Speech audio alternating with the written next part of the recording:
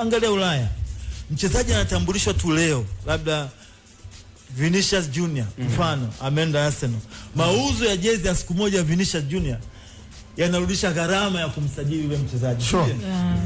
Why not here? Kwa nini swap? Ndio tunapoelekea, lakini kila jambo linatakiwa lianze somewhere. Kwa mfano leo hii umezungumzia habari ya X Factor. Wana Simba mimi nawajua. I'm so sure. Nikisema bwana okay, X Factor yetu ni nani? Labda namba 6 wanayemsema, si ndio? Tunamnunuaje?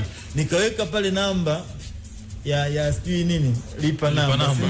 Nikasema pieces hizi 100,000, si ndio? Ziishe hizi pieces 100,000 kwa kiasi hichi.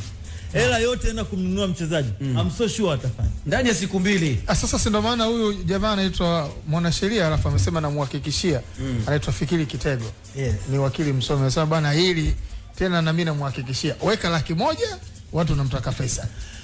Ngoma hii. Mimi naomba nichukue challenge.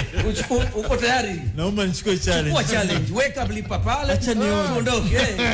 Nenda katangaze.